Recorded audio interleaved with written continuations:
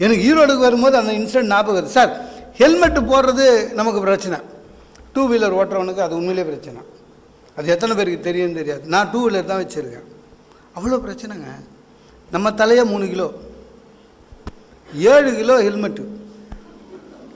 Lorry தெரில, தண்ணி lorry தெரில, சிக்னல் தெரில, ஒன்றும் தெரில. ஆனால் அதை பிரச்சனைன்னு பார்க்கக்கூடாது. சரி, போடணும், கவர்மெண்ட் சொல்லிடுச்சு. அதில் என்ன நல்லது இருக்கணும்னு பார்க்கணும். அதில் நல்லது இருக்குது.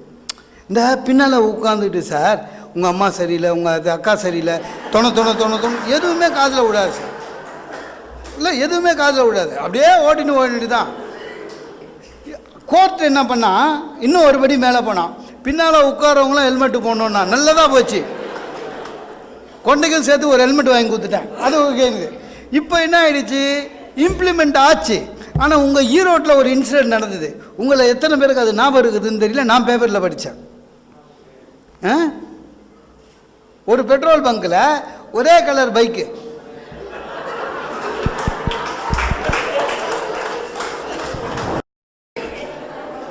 உங்கள் ஊரில் தான் நடந்ததா? என்னாச்சு, ஒரே கலர் பைக்கு, ஒரே கலர் ஹெல்மெட்டு. ஒய்ஃபுங்க மாதிரி ஏறிடுச்சு சார். இப்போ தெரியுதா ஒய்ஃபெல்லாம் நம்மளை எப்படி ஐடென்டிஃபை பண்ணுறாங்கன்னு? பைக்கு கலரும் ஹெல்மெட் கலரும் வச்சு தான். நம்ம ஒய்ஃபு நம்ம கூட தான் வருவான்ற நம்பிக்கையில் இவன் ஸ்டார்ட் பண்ணிட்டான். கொஞ்சம் தூரம் போனோடனே, என்னங்க இந்த வழியாக போகிறீங்கன்னு குரல் கேட்டுது. குரல் நல்லா இருக்குதே, நம்ம ஒய்ஃப் இல்லையேன்னு இறங்கிட்டான். மூஞ்சி நல்லா இருக்குதே, நம்ம ஹஸ்பண்ட் இல்லையேன்னு. அப்புறம் அவளுக்கு அந்த பைக்காரனுக்கு ஃபோன் பண்ணி கூப்பிட்டு வந்து 2 பேரும் ஒய்ஃபை நடு ரோட்டில் எக்ஸ்சேஞ்ச் பண்ணிவிட்டு வீட்டுக்கு போயிட்டான். இப்போ ஒரு பிரச்சனை, அந்த பிரச்சனையில் இருக்கிற பாசிட்டிவாக பார்த்துட்டோம். எது பின்னால் தோன்றது கேட்காது. இப்போ இம்ப்ளிமெண்ட் பண்ண உடனே ஒரு பிரச்சனை வருது. அதுக்கு என்ன பாசிட்டிவ்? கவலைப்படக்கூடாது. நான் பாருங்கள், என் ஹெல்மெட்டுக்கு பின்னால் A4 சைஸில் என் ஃபோட்டோவே பெருசாக ஒட்டிக்கிறேன். வேறு வழி இல்லைங்க சார். பிரச்சனையில் குடும்பத்தில் 1008 பிரச்சனை வரும் சார். எல்லாத்தையுமே மேலே எடுத்துகிட்டு போக முடியாது சார். நான் இன்றைக்கி சொல்கிறேன், ஒரு 40 ஆம்பளைங்க ஒரே ரூமில் 10 வருஷம் மகிழ்ச்சியாக இருப்பான், சண்டை சச்சரவு இல்லாமல். ஒரு 40 ஆம்பளைங்க. நீங்கள் சவுதியிலலாம் போய் பாருங்கள், குட்டியோண்டு ரூம் சார், 20 பேர் இருக்கான், மகிழ்ச்சியாக இருக்கான். ஒருத்தர் சமைக்கிறான், 10 பேர் வந்து சாப்பிட்றோம், அட்ஜஸ்ட் பண்ணுறாங்க. ஆண்கள் 40 பேர் எங்கே இருந்தாலும் ஒரே ரூமில் இருந்தால் கூட பிரச்சனை இல்லை. ஆனால் இந்த 2 லேடிஸை வீட்டில் வச்சு நம்ம படுற கஷ்டம் இருக்குது, அவ்வளோ கஷ்டம் சார். படிக்கிற பசங்களுக்காவது பரவாயில்லைங்க. வாழ்க்கையில் ஒரு வருஷத்துக்கு ஒரு முழு பரீட்சை, ஃபைனல் எக்ஸாம். அந்த எக்ஸாமில் சிலபஸ் உண்டு. சிலபஸில் இல்லாத கேள்வி வந்தால் கேள்வியை மட்டும் எழுதினாலே உங்களுக்கு மார்க் கொடுத்துருவான். ஆனால் வாழ்க்கையில் வந்து டெய்லி எக்ஸாம், சிலபஸே இல்லை, சாய்ஸும் இல்லை சார். ஆஃபீஸுக்கு கிளம்பும் போது ஒய்ஃப் சொல்கிறாங்க, இன்னும் எப்படி எவ்வளோ நாள் உங்கள் அம்மா அப்பா நம்ம கூட இருப்பாங்க, இப்போவே சொல்லுன்னு. என்னத்த சொல்கிறது? ஆனால் பாஸ் அப்படின்ட்டு வர முடியாது, ஏதோ சொல்லணும். ஆஃபீஸுக்கு போயிட்டு வரும்போது எங்கள் அம்மா ஈஸ்வரலட்சுமி மாதிரி இடுப்பில் கை வச்சுன்னு கேட்குறாங்க, உன் பொண்டாட்டி வாயை கொஞ்சம் அடக்கி வைடான்னு. யாரால் முடியும் சார்? எங்கள் அப்பாவாலேயே முடியலன்னா ஈஸி சேரில் படுத்துனுக்கிறாரு. அவர் பையன் என்னால் எப்படி முடியும்? ஒன்றும் பண்ண முடியாது, அட்ஜஸ்ட் பண்ணிட்டு போகணும் சார். பெண்கள் ரொம்ப புத்திசாலிங்க, ஓப்பன் டைப்பு, மனசில் ஒன்று வச்சுக்கவே மாட்டாங்க, அடி தான். என் ஒய்ஃப் என்கிட்ட சொல்கிறா, இன்றைக்கி சொல்கிறாங்க உங்கள் தங்கச்சி எனக்கு பிடிக்கல அப்படின்றா. நம்ம என்றைக்காவது ஒய்ஃப்கிட்ட சொல்லியிருக்கோமா உன் தங்கச்சியை பிடிக்கலன்னு? இல்லை, வேறு ஒன்றும் கிடையாது, அட்ஜஸ்ட் பண்ணிட்டு போக வேண்டியது தான் சார். எனக்கு திருமணம் ஆன உடனேங்க என் ஒய்ஃப் வந்து அவங்க வீட்டில் 4வது பொண்ணு, மீதி 3 பொண்ணு கல்யாணம் ஆயிடுச்சு சார். அந்த 3 மாப்பிள்ளை என் கோ பிரதர்ஸு. கல்யாணம் முடிஞ்ச அடுத்த நாள் என்னை கூப்பிட்டானுங்க 3 பேரும். எல்லாம் ஒரே கம்பெனி ப்ராடக்ட் வாங்கி ஏமாந்தவன்.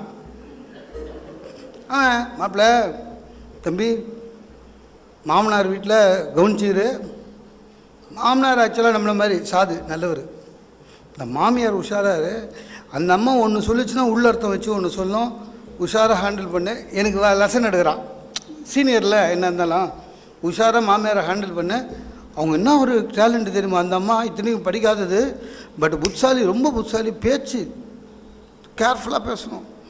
யாராவது நம்ம ஹஸ்பண்ட் அண்ட் ஒய்ஃபு, அவங்க பொண்ணுங்க யாராவது எந்த தம்பதி உள்ளே போனாலும் சரி, அவங்க டைலாக் வந்து சமையல் ரூம்லேருந்து சாப்பாடு எடுத்துன்னு வரும்போதே சொல்லுவாங்களாம், எனக்கு வாட்ச மாப்பிள்ளையில் நீங்கள் தான் பெஸ்ட்டுன்னு.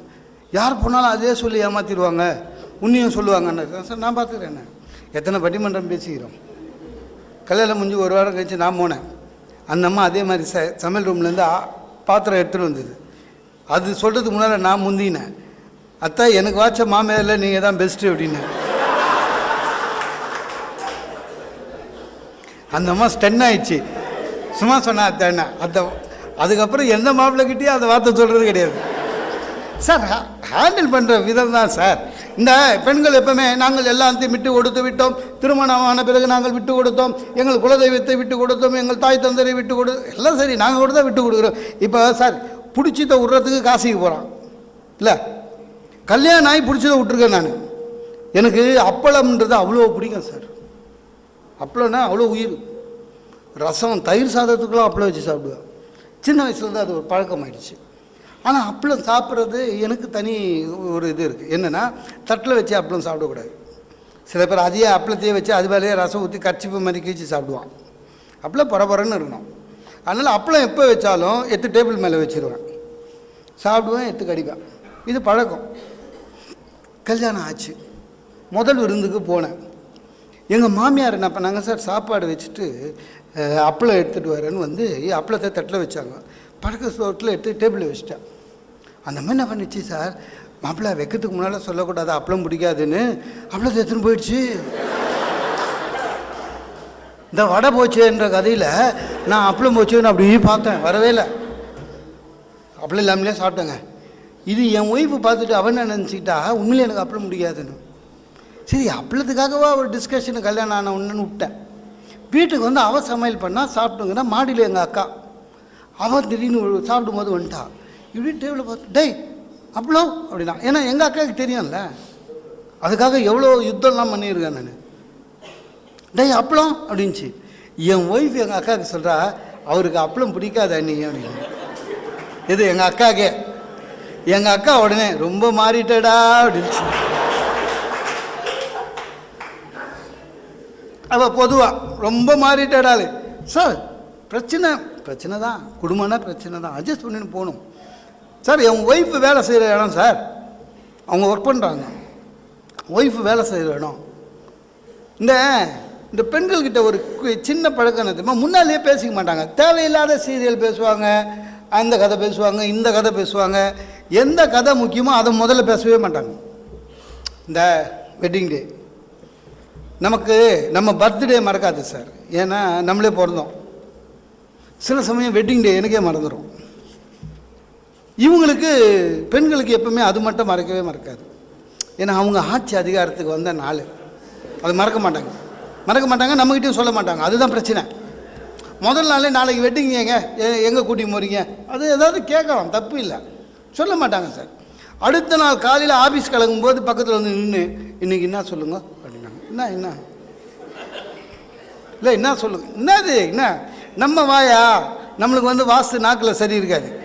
உங்கள் தங்கச்சி பிறந்த நாள் ஆன முடிஞ்சு போச்சு, வெட்டிங் டே அன்றைக்கி முடிஞ்சு போச்சு, பிரச்சனை. இப்போ இதே மாதிரி தான் எல்லாமே. நாளைக்கு ஆஃபீஸில் எதுவுமே என்ன ட்ராப் பண்ணுங்கன்னாக்கா நம்மளுக்கு ஒரு ஐடியா கிடச்சிருங்க சார். நாளைக்கு எங்கள் பஸ் வராது, ஆஃபீஸில் நீங்கள் தான் என்ன ட்ராப் பண்ணணும், ஃபைன். அதை முதல்ல நான் சொல்லு. காலையில் நம்ம புறப்படும் போது அவசரமாக குளிச்சுட்டு என்ன எங்கள் ஆஃபீஸில் விடுங்கன்னு ஒன்று நமக்கு அப்படியே எரிச்சலாக வரும். ஏன் தெரியுமா, என் ஆஃபீஸு ராயப்பேட்டையிலேருந்து இந்த பக்கம் 5 கிலோமீட்ரு, அவங்க ஆஃபீஸு அந்த பக்கம் 5 கிலோமீட்ரு. அவங்க ஆஃபீஸ் வந்து கம்ப்யூட்டர் கம்பெனி, மெயின் கேட்லேருந்து டைம் ஆஃபீஸே 2 கிலோமீட்ரு. எரிச்சலாக இருக்கும். ஆனால் எரிச்சல் பட முடியாது. மாதம் சம்பளத்தை நம்மக்கிட்ட முழுசாக தரணும். ஏற்றி உட்கார வச்சு 2 வீலரில் எடுத்து போனால், இந்த 2 வீலரில் கூட இந்த ஸ்கூட்டர் இருக்குது பாருங்கள், நான் ஸ்கூட்டர் தான் வச்சுருக்கேன், அது இன்னும் அநியாயம். அது எவன்கிட்ட முடிச்சான்னு இல்லை. 35 கிலோ சார் இன்ஜின் பின்னால் வச்சிட்டான். வெறும் தகுடு தான் முன்னால், இன்ஜின் ஒரு 35 கிலோ, இது ஒரு 80 கிலோ, ஒரு 115 கிலோ ஓட்டின்னு போகணும். முன்னால் வெறும் தகுடு. எங்கேயாவது நாட்டிக்கு போதான்னு ஓட்டின்னு போகும்போது தான் நம்மளும் மனுஷன் தானே, எதிர் சைடில் ஒரு 40 வயசில் அழகாக ஒரு அம்மா போவோம். நம்ம மனசு நினைக்கும், நமக்கு பொண்ணு பார்க்கும்போது இதெல்லாம் எங்கே இருந்ததுன்னு. பின்னால் உட்காந்துக்கிற இவங்க வந்து வெறும் அட்வர்டைஸ்மெண்ட்டே பார்த்துட்டு வருவாங்க. எங்கள் சரவணாவில் ஒன்று எடுத்தால் ஒன்று ஃப்ரீயானு. சும்மாரு உங்கள் அப்பா சொல்லலை, நீ வந்து சொல்லினுக்கிற போ அப்படின்ட்டு உள்ளே போனேன் சார். அங்கே போனாங்க, டைம் ஆஃபீஸ் வரையும் போயிட்டு அவள் இறங்குறா. திடீர்னு ஓடி வந்து அவர் எங்கள் பாஸு குட் மார்னிங் சொல்லுங்கன்னு. எரிச்சல்.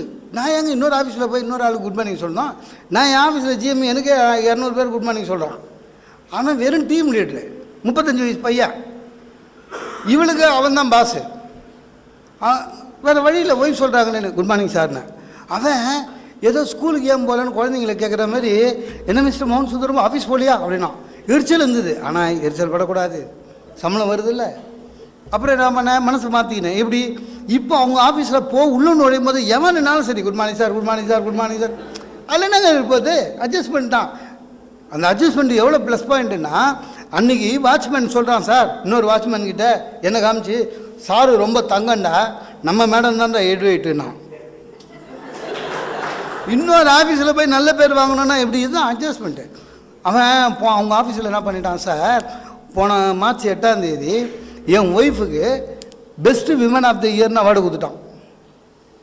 நம்மளை ஒரு வார்த்தை கேட்கல. இவன் என்ன பண்ணா, ஃபோன் அடித்து எனக்கு எங்கள் ஆஃபீஸில் பெஸ்ட்டு விமன் அவார்டு கொடுத்தாங்கன்னா, எனக்கு எப்படி கொடுத்தானுங்க, ஆனால் அதை அவகிட்ட காமிக்க முடியாதுல்ல. உடனே வழக்கம் போல் super super super, you deserve it. இதுவே உனக்கு லேட்டுமா, எல்லா வசனமும் பேசினேன். ஏன்னா அது மாதிரி பேசணும்னா ஒரு வாரம் ஓட்டலாம். நீ வீட்டுக்கு போமா, நான் சாயங்காலம் வந்து பார்க்குறேன் அப்படின்னு விட்டுட்டு அவங்க ஆஃபீஸுக்கு ஃபோன் பண்ணேன். நான் ஃபோன் பண்ணி ஏன் கொடுத்தீங்கன்னு கேட்க முடியாதுல்ல. நான் சும்மா என்ன பண்ணேன், பாலிஷாக கேட்கலான்னு அவங்க ஹெச்ஆரை கூப்பிட்டு, சார் ரொம்ப தேங்க்ஸ் சார், அவார்டு ஏதோ கொடுத்துருக்கீங்களா, ரொம்ப தேங்க்ஸ் சார், இப்போ தான் சொன்னாங்க. நான் வேறு நீங்கள் வேறு சார் சுமார் சார், ஆஃபீஸில் 40 லேடிஸு, நான் வருஷம் ஒருத்தருக்கு ரொட்டேஷனில் கொடுப்போம், அல்ஃபபெட்டிக் பிரகாரம் உங்கள் ஒய்ஃபுக்கு இன்றைக்கி நான் அப்பா விட்றா அப்படின்னா. இவன் என்ன பண்ணிட்டான் சார், கொடுத்தது வெறும் சர்டிஃபிகேட் மட்டும் கொடுத்தா தொலைஞ்சிடுச்சு. சர்டிஃபிகேட்டோட மெமெண்டோ மாதிரி ஒரு புத்தர் சிலையை கையில் கொடுத்துட்டான். இவன் சும்மா இல்லாமல் என்கிட்ட தான் சொன்னாலே, அத்தோடு விடணும் இல்லை, நேராக போய் எங்கள் அம்மா கிட்ட, அத்தை பெஸ்ட்டு விமன் அவார்டு எனக்கு கொடுத்தாங்கோ அப்படின்னு புத்தரை காமிச்சிக்கிறான். எந்த மாமியாரும் ஒத்துப்பாங்க சார், மருமக பெஸ்ட்டுன்னு இல்லை. எங்கள் அம்மா சண்டை பிடிக்கிறதுக்கு பார்த்தாங்க, புத்தர் மாட்டினார். புத்தரை பார்த்தோன்னா இதுதான் இது புத்தர் தூக்கி போட்டு வெளிலன்னாங்க. அவள் அதை பத்மஸ்ரீ விபூஷன் விருது மாதிரி நினச்சினுங்கிறான். புத்தர் வீட்டுக்குள்ளே வைக்காது, வீடு ஆகாதுன்ட்டாங்க. ரெண்டும் சண்டை. நான் போகிறேன், எங்கள் அம்மா சொல்கிறாங்க புத்தர் இருந்தால் வீட்டுக்கு ஆகாது, தூக்கி போட சொல்ல அவளை அப்படின்னு. இவன் நான் சொல்கிறான், இந்த வீட்டில் எனக்கு உரிமை இல்லையா, எனக்குன்னு கொடுத்த ஒரு அவார்டு நான் இங்கே வைப்பேன் அங்கே வைப்பேன். ஐயோ, எங்கள் அம்மாவை திருத்த முடியாது சார், எங்கள் அம்மா படிக்காதவங்க, எங்கள் அம்மாவுக்கு புத்தர் பற்றி தெரியாது. ஏன் தெரியாதுன்னா தெரிஞ்சிக்க வேண்டிய அவசியம் இல்லை. எங்கள் அம்மாவுக்கு தெரிஞ்ச ஒரே புத்தர் எப்படின்னா, நடு ராத்திரி ஒய்ஃபையும் குழந்தையும் விட்டுட்டு காட்டுக்கு ஓடினவர், அவ்வளோதான். இப்போ எங்கள் அம்மா கிட்ட சண்டை நடுவில் போய், அம்மா அதாவது புத்தர் போதி மரத்துக்கு போனார், அங்கே தான் அவருக்கு ஞானம் கிடச்சிது, 8 பேருண்மைகள் சொன்னார், அதெல்லாம் சொல்ல முடியாது. அப்படியே சண்டை பேர் சாட்சிங்க. திடீர்னு எங்கள் அம்மா சொன்னாங்க, சார் பார்த்தியா நான் சொல்ல புத்தர் வீட்டில் ப்ராப்ளம் வரும்னு, இப்போ வந்துடுச்சு பாரு. நாங்கள் சார் சண்டை ஆரம்பித்து வச்சதே அவங்க தான் சார், வரும் அந்த மாதிரி தான் வரும், வேறு ஒன்றும் பண்ண முடியாது. சில சமயத்தில் சார் என்ன நடக்குதுன்னு இந்த டிராஃபிக்கில், நீங்கள் சென்னையிலலாம் சாயங்காலத்தில் குடும்பத்தோடு பஸ்ஸில் ஏதாவது ஃபங்க்ஷனுக்கு போனீங்கன்னா அதை விட பெரிய பிரச்சனை எதுவுமே இல்லை, அவ்வளோ கஷ்டம். அது என்னவோ தெரியலைங்க, பஸ்ஸில் ஏறினா லேடிஸுக்கு சீட்டு கிடச்சிது சார், நம்மளுக்கு தான் கிடைக்க மாட்டேது. அன்றைக்கி நானும் என் ஒய்ஃபுக்கு ஏறுறோம், செம்ம கூட்டம், அவளுக்கு எங்கேயும் சீட்டு கிடச்சிச்சு. என்ன தள்ளி தள்ளி தள்ளி தட்ட நம்ம டிரைவர் பக்கத்தில் அந்த இன்ஜின் இருக்குதுல அங்கே நிற்க வச்சுட்டானுங்க. காலெல்லாம் சூடு. திரும்பி பார்க்குறேன், என் ஹைட்டுக்கு பின்னால் நிற்கிறவங்க மட்டும்தான் தெரியுறான். அதுக்கப்புறம் ஒன்றுமே தெரியல. எனக்கு என்னென்னா இவள் கரெக்டாக இறங்குவாளோ இல்லையோன்னு, பஸ்ஸு மிஸ் ஆகிட போகிறாளுன்னு. கரெக்டாக ஸ்டாப் இது இறங்கின காணோம், பின்னால் பார்க்குறேன் காணோம், இறங்கல. வேறு வழியில் வெக்கத்தை விட்டு பரிமளம்னு கற்றுனேன், இறங்குவான்னு. திடீர்னு ஒரு குரல் கேட்டுது, நாங்கள் கூப்பிட்டீங்களேன்னு. பார்த்தா வண்டி உள்ளுக்கிற வேறு பரிமளம். அது பாருங்க, அந்த அம்மாவுக்கு அவங்க ஹஸ்பண்டு குரல் என் குரல் தெரில, நாங்கள் அது குரல் கேட்டுது. ஆக்சுவலாக அந்த பரிமளம் நம்ம பரிமளத்தோடு பெட்டராக இருந்தது இல்லை, அதுக்காக இறங்க சொல்ல முடியாதுல்ல. அப்புறம் நம்ம பரிமளம் இறங்கிடுச்சு. இறங்கினோன்னு கேட்டேன், என்ன இது அப்படின்னா, ஒரு ஸ்டாப்பிங் போது கரெக்டாக இறங்கணும். அங்கேயே சொல்கிறான், உட்கார்ந்த ஒன்று தூங்கிட்டேன், நல்ல மனசு உங்களை மாதிரியானா. அவங்க என்ன, ஆமாங்க, என்ன டாக்டர் என்கிட்ட சொல்கிறாரு, சார் 40 வயசு ஆயிடுச்சு, நீங்கள் சரியாக எக்ஸசைஸ் பண்ணுறதில்ல, ஊராக சுற்றுறீங்க, அட்லீஸ்ட் எந்த ஊர் போனாலும் சரி கொஞ்சம் வாக்கிங் போங்க, காலையில் எழுந்து ஒரு வாக்கிங் போங்க. நான் விடிய காலையில் பட்டிமன்றம் நடத்துகிறான், காலையில் எழுந்து வாக்கிங் போங்க எல்லாம் சொன்னான். நான் என்ன பண்ணேன், ஒய்ஃபுக்கிட்ட, அம்மா 40 வயசு ஆனால் வாக்கிங் முன்னே டாக்டர் சொல்கிறார் உனக்கு ஆயிடுச்சு, வாங்க 2 பேரும் போகலான்னு. இவ சொல்கிறா என் நல்ல மனசுக்கு ஒன்றும் ஆகாது, நீங்கள் போயிட்டு வாங்கண்ணா. அப்போ வாக்கிங் போகிறவனுக்கெல்லாம் கெட்ட மனசு இல்லைங்க, அப்படி தான் வாக்கிங் போகிறவங்களுக்கெல்லாம் கெட்ட மனசுன்னு ஆயிடுச்சு. வேறு வழியே கிடையாது. அப்புறம் பார்த்தேன் தனியாக வானேன். பீச்சுக்கு போனோம்னா ரொம்ப ஆச்சரியமாயிடுச்சு சார். மெரினால பார்த்தா எல்லா ஜென்ஸும் தனியாக வந்துருக்கான், ஆளுக்கு ஒரு நாய் பிடிச்சின்னு வந்துக்கிறான் வாக்கிங்க்கு.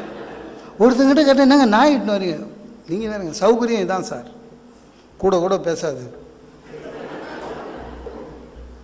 நம்மளை எதிர்த்து பேசாது, நம்மளுக்கே திடீர்னு மூச்சு வாங்குது வச்சுங்களேன். திடீர்னு அது நீ சிகரெட் நிறைய பிடிக்கிற அதனால தான் உன்னால் நடக்க முடியல, அதெல்லாம் ஒன்றும் சொல்லாது. இன்றைக்கி 1/2 கிலோமீட்டர் போனால் போதும்னாக்கா போதும், அதுவும் முடிவு பண்ணிவிடும். நல்லது சார். நான் அப்போ தான் சார், சரி ஓகே என்ன பிரச்சனை? திரும்பி வீட்டுக்கு வர என் ஒய்ஃப் சோஃபாவில் கால் மேலே கால் போட்டு கண்ணு மூடினுக்கிறான். நான் 2ஆவது தூக்கமான இல்லை, நான் தியானம் இருக்கிறேன்னா. அப்போ தான் உண்மையிலே பயந்தேன் சார். தியானம் இருந்தால் அமைதி வரும். அது என்ன தெரியல, தமிழ்நாட்டில் தியானம் இருந்தால் தான் பிரச்சனை ஸ்டார்ட் ஆகுது. நான் உண்மையிலேயே தியானம் இருக்காளா இல்லை சாயங்காலம் போட போகிற சண்டைக்கு பாயிண்ட் எடுக்கிறாளா ஒன்றும் புரியல. என்னன்னு எல்லாமே அப்படி தான். ஒரு டாக்டர் வீட்டுக்கு கூட்டி போனாங்களும் அவங்க இயல்பு அது, நம்ம ஒன்றும் பண்ண முடியாது. பிரச்சனை வரும், வர பிரச்சனையை அழகாக ஹேண்டில் பண்ணணும். ஹேண்டில் பண்ண தெரிஞ்சால் ஒன்றும் பிரச்சனை இல்லை சார். போன பொங்கல் போச்சு இல்லை, இங்கே அது அந்த வாட்ஸ்அப் தான்னு தெரியல. பொங்கல் பொங்கல் அன்றைக்கி சென்னையில் வாட்ஸ்அப்பில் என்ன பண்ண, இந்த வாட்ஸ்அப்பை ஃபார்வேர்ட் பண்ணால் 50 ரூபா பேமெண்ட்டுன்னு வச்சா தான் சார் உருப்படும். எல்லாத்தையும் ஃபார்வேர்ட் பண்ணிடுறது ஃப்ரீ தானே, அச்சு விட்றது குரூப்பாக.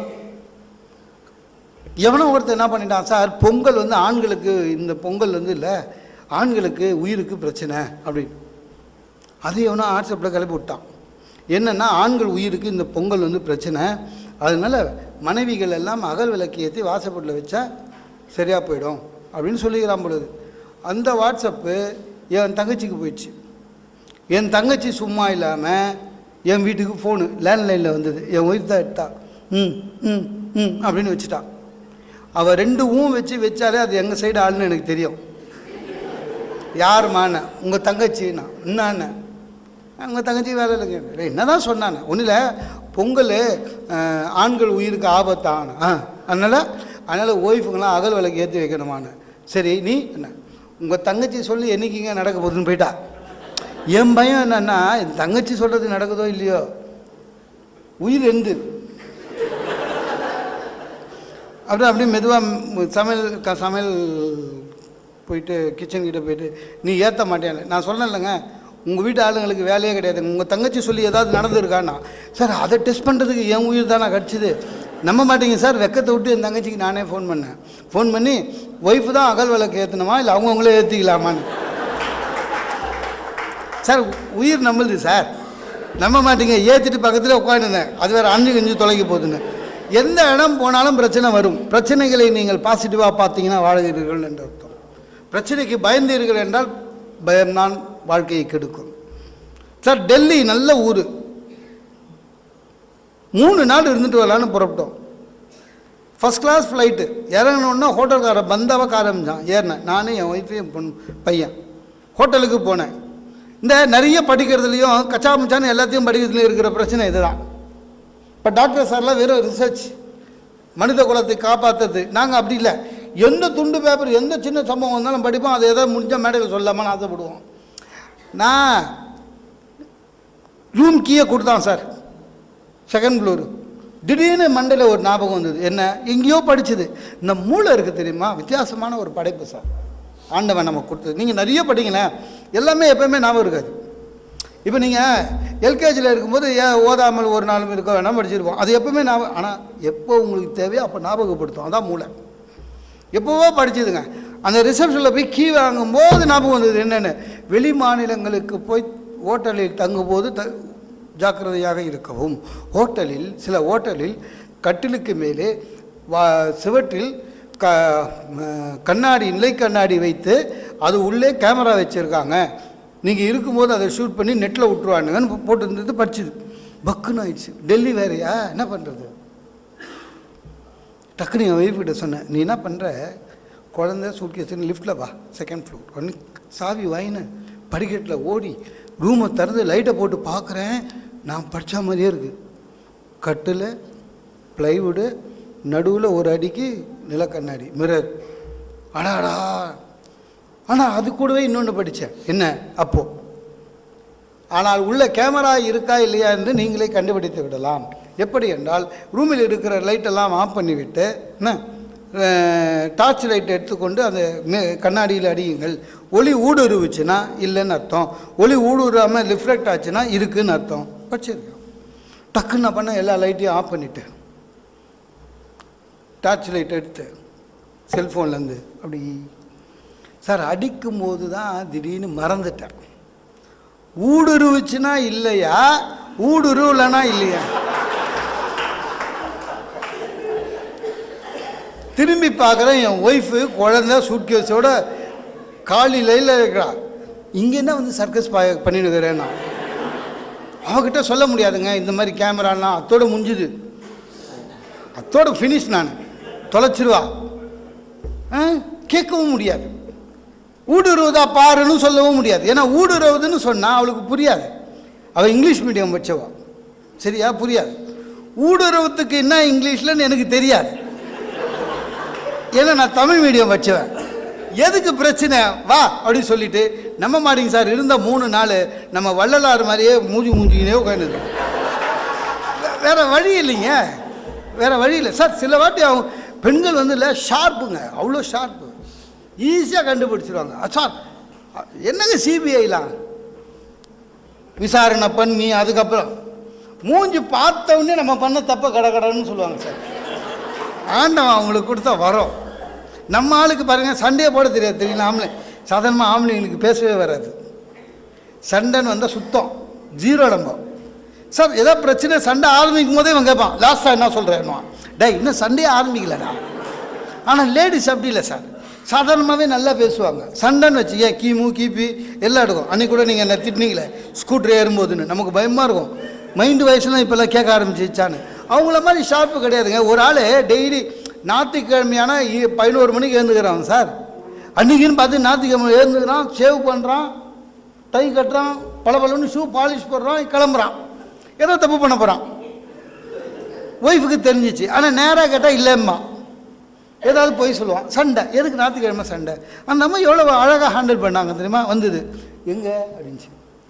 நம்ம ஆளுக்கு பொய் சொல்ல வராது. ஒன்று பொய் சொல்லும்போது என்ன பண்ணுவோம், குரலை ஒசத்துவோம் ஆட்டோமேட்டிக்காக. அது ஆம்பளைங்களோட வீக்னஸ். என்னையா கேட்ட, என்னையா டே உன்னை தாண்டா கேட்குது, அதுக்கிட்டே என்ன கேட்டேன்ற. என்னையா கேட்ட, எங்கள் எம்டி வராரு, ஏர்போர்ட்டுக்கு போகிறேன். பொய்ன்னு இவளுக்கு தெரியும், ஆனால் பொய்ன்னு நிரூபிக்க முடியாது.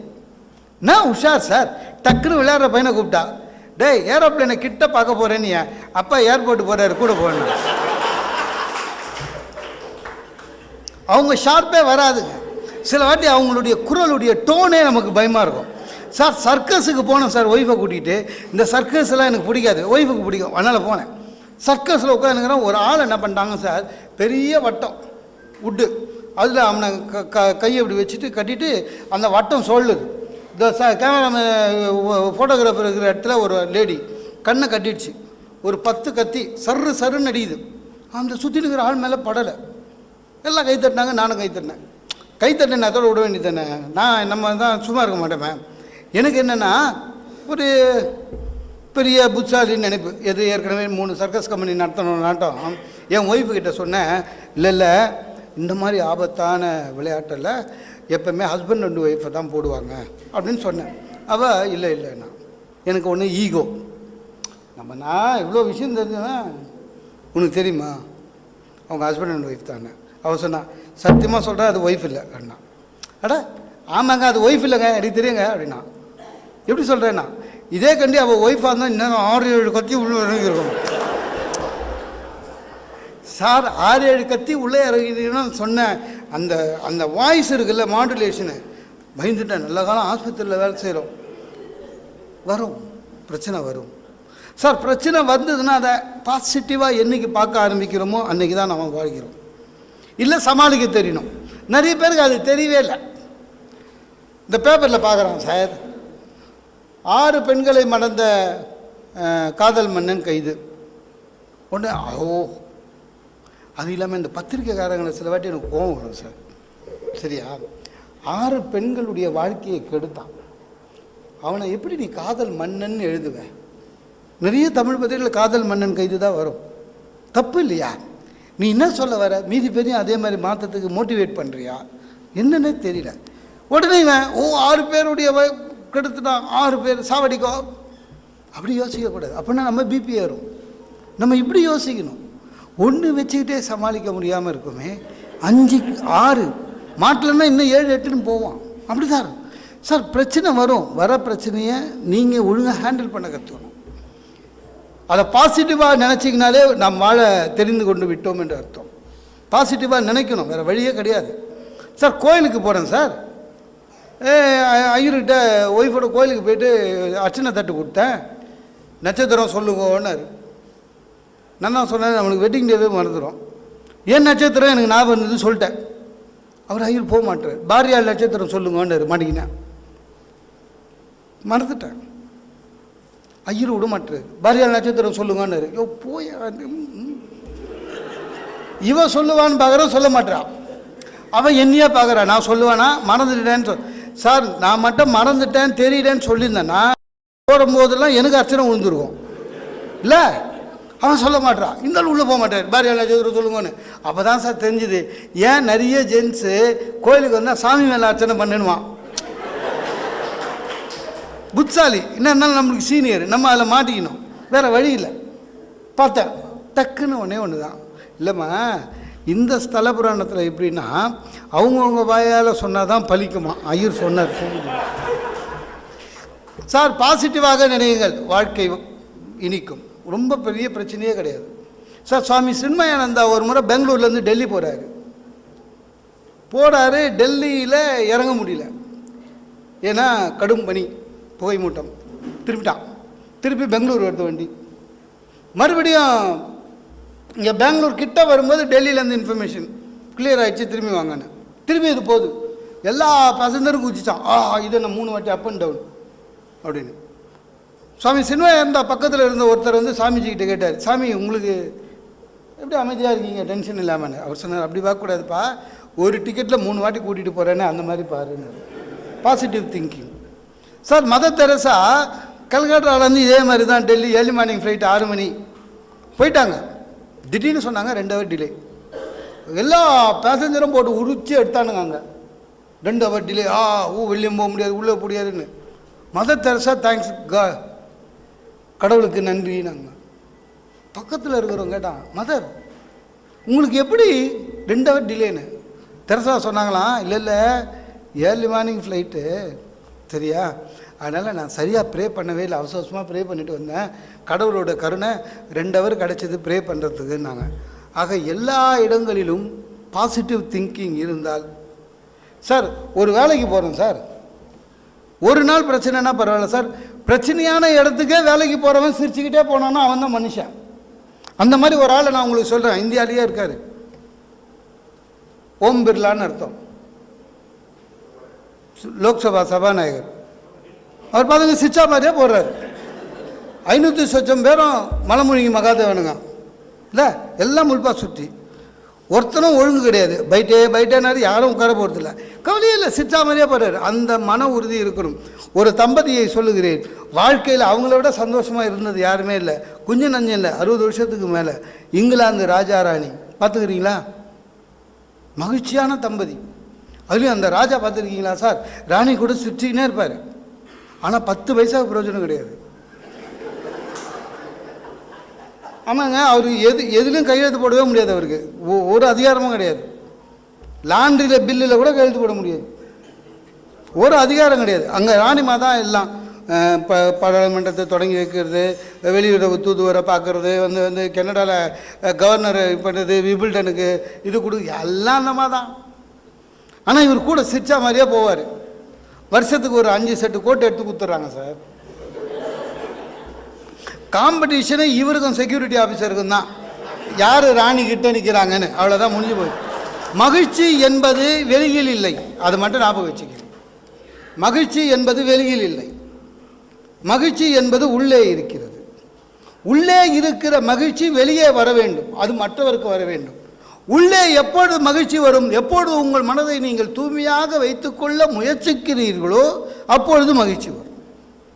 நீங்கள் பார்க்கிற இந்த கேளிக்கைகள் எல்லாம் உண்மையிலே மகிழ்ச்சி இல்லை, ஜாய் வேற. சினிமா பார்க்கறதெல்லாம் வெறும் ஜாய், கேளிக்கை. மகிழ்ச்சி என்பது தான் ஹாப்பினஸ். ஒரு வீட்டில் ஜாய் இருக்கக்கூடாது, ஹாப்பினஸ் இருக்கணும். ஒரு மனசில் ஜாய் இருக்கக்கூடாது, ஹாப்பினஸ் இருக்கணும். சார் குடித்தா ஜாலியாக இருக்குது சார், அதனால் குடிக்கிறது மகிழ்ச்சியாக இல்லை. மகிழ்ச்சி என்பது எத்தனை வருடம் கழித்து நினைத்து பார்த்தாலே நம்முடைய மனம் கிளுகிளுப்பாக மகிழ்ச்சியாக இருக்கிறதா, அதான் மகிழ்ச்சி. அதற்கு மனம் தூய்மையாக இருக்க வேண்டும். ஒரு குப்பை தொட்டி, ஒரு குப்பை வண்டி, ஒரு குப்பை லாரி, கார்பரேஷன் லாரின்னு வச்சுக்கோங்களேன், எல்லா தெருவிலையும் டெய்லி குப்பை எடுத்துனுக்குது. திடீர்னு அது ஒரு நாள் சாமி மாட வீதி பக்கமாக போகுது, அன்னைக்குன்னு பார்த்து தேரோட்டம். தேரை பார்க்குது, பார்த்தா தேர் ஜில்லுன்னு இருக்குது.